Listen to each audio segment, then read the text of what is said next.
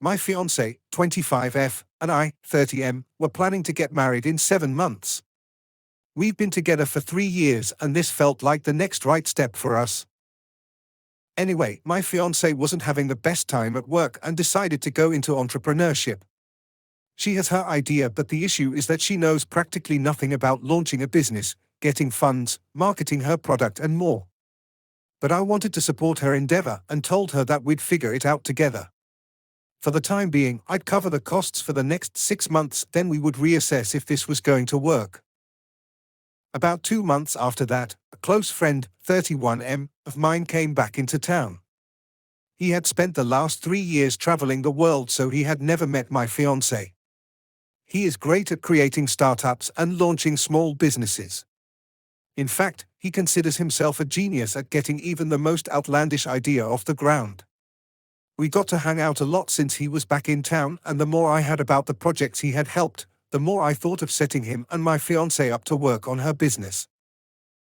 I organized a casual dinner for them, with me present, of course.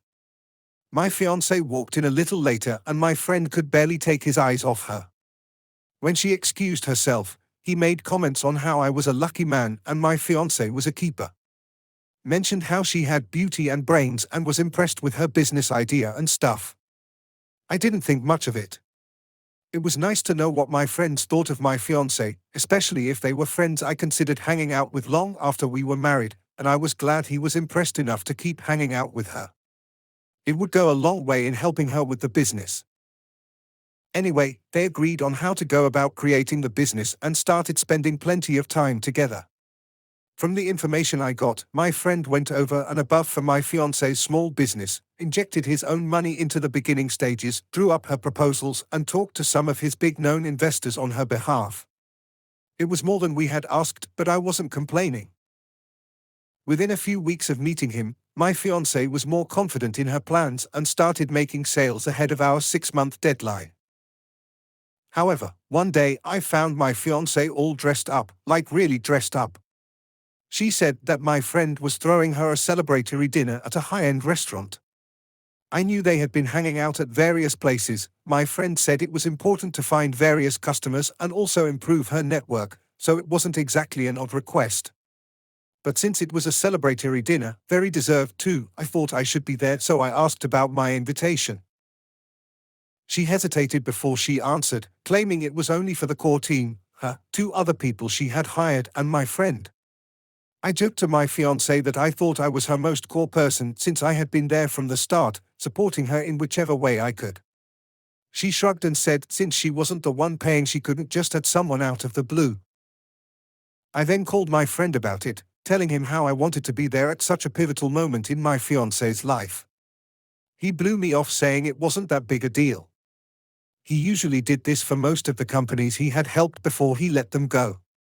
Besides, I would be bored since all they would talk about is business. I let it go and wished my fiancée a great evening. About a half hour later, I decided to pass by my friend's apartment and pick up some stuff while he was out. The blinds weren't drawn so I could see inside. The door to my friend's apartment opened straight to his living room, so I could see from the get-go that the entire setup was different from the usual. The mood was set with warm lights and romantic music. I could see a bag and shoes, that looked suspiciously like my fiancée's, lying about on the floor. Just as I was about to plaster my face to the window to get a better view, the door to his bedroom opened and both my fiancée and friend walked out half-dressed. When they saw my face plastered to the glass, they shrieked. I was also too stunned by the implication of what I was seeing. My friend found his voice first and claimed that he could explain the situation. My fiancée, the coward, ran back to the room and shut it behind her. For some reason, I was very calm when I spoke out. I told the friend I didn't know dinner at a high-end restaurant had taken on a new meaning. I let myself in and picked up the stuff I was there for, and as I walked out the door, I told him they could carry on with whatever they were doing. I was definitely hurt by their action and felt like a fool for not seeing it earlier. I decided to cancel the wedding and sent her and her parents a request for a refund for all I had spent on the wedding preparations. Her parents immediately called and asked what was going wrong. I told them she could answer this better and perhaps they could start by asking about her dinner at a high-end restaurant. My ex then came asking me to reconsider. Apparently, it didn't mean anything to both of them, they were just caught up in emotion, but she still wanted to spend the rest of her life with me. I told her I didn't and would seriously pursue my refund. I asked her not to call me anymore. I haven't talked to my friend since. He keeps sending texts and messages of how it was a mistake and would like to make amends. I don't know if I want to make amends with any of them at the moment. For now, I'm just glad that I found out the truth before it was too late.